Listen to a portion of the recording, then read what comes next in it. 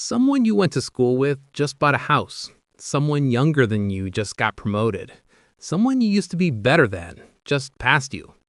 Most people feel it immediately. That tight feeling in the chest, that quiet voice that says, "Why not me?"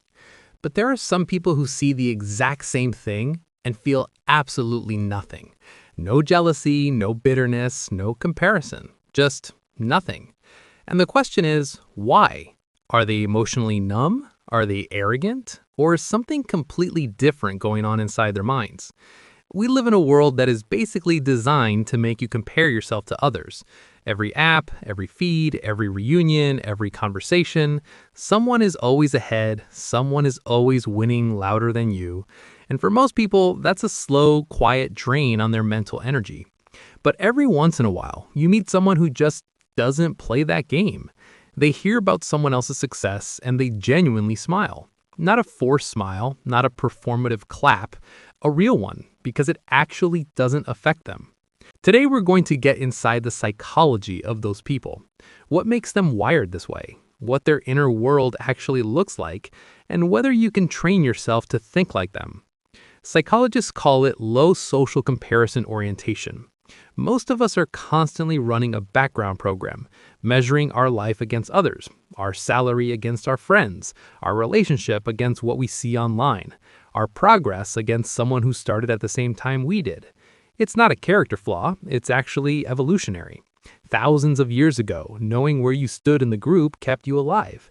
Comparison was a survival tool. But we're not living in tribes anymore. We're living on the internet, where everyone's highlight reel is available 24/7. And that old survival tool has become a weapon we use against ourselves. The people who escape this aren't special by accident. Their brain simply doesn't use other people's lives as a reference point. They have their own internal measuring stick, and it has nothing to do with you. Here's what most people get wrong about this. They assume these people are cold, disconnected, maybe even arrogant, like they think they're too good to care. But that's not it at all. The truth is, these people are deeply anchored in their own identity. They know what they're building, they know why they're building it, and because of that, your progress simply doesn't enter the equation. Imagine you're running a race, but your race is in a completely different direction than anyone else's.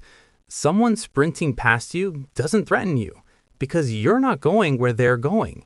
That's the internal experience of someone with low comparison orientation.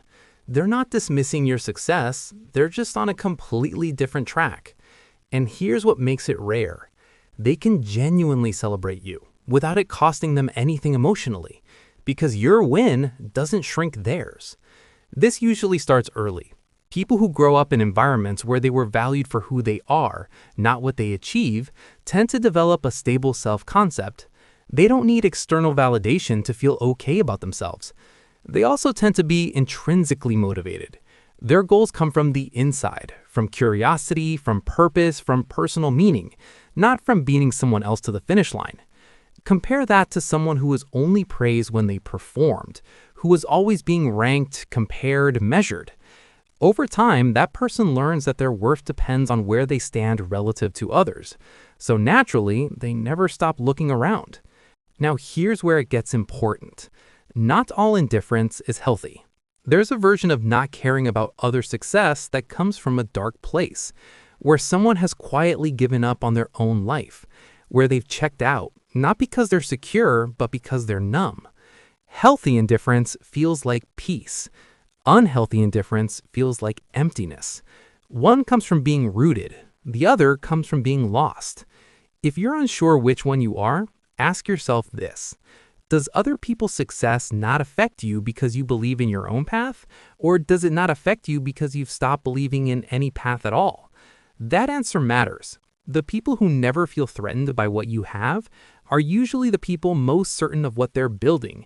They don't need to track anyone else's progress because they're too busy making their own. And ironically, they tend to go the furthest, not because they competed harder, but because they never once looked sideways. If this felt like you or like the person you want to become, you already know what to do. Stop measuring, start moving.